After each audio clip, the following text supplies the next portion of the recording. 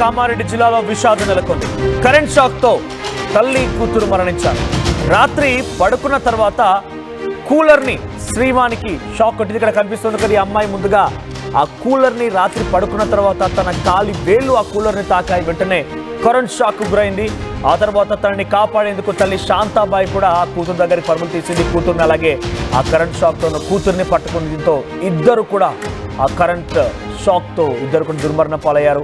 అయితే అటు శ్రీదేవి కాలి వేళ్లు పూర్తిగా కాలిపోయాయి. దానికి సంబంధించినటువంటి ఆ బ్రేకింగ్ న్యూస్ మనం ఆర్టీవీ స్క్రీన్ పైన చూస్తున్నాం. విద్యుత్ షాక్ తో ఇద్దరు తల్లి కూతురు మరణించారు. కామారెడ్డి జిల్లాలో ఈ దారుణం చోటు చేసుకుంది.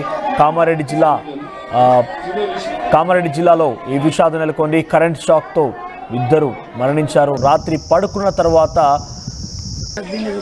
కూతురు శ్రీవానికి సంబంధించినటువంటి కాలి వేళ్లు ఆ కూలర్ని తాకాయి. కరెంట్ షాక్ గురైంది. వెంటనే తల్లి శాంతాబాయి తనని కాపాడడానికి వెళ్ళింది. ఈ నేపథ్యంలోనే తనకు కూడా కరెంట్ షాక్ గురైంది. ఇద్దరు అక్కడికక్కడే మరణించారు. ఏకంగా శ్రీదేవి కాళ్ళు వేళ్ళు కూడా పూర్తిగా కాలిపోయాయి.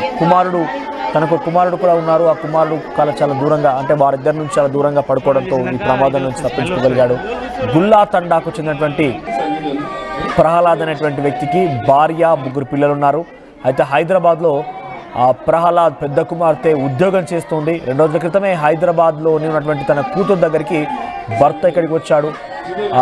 ఒక అబ్బాయితో అక్కడే భార్య ఉండిపోయింది.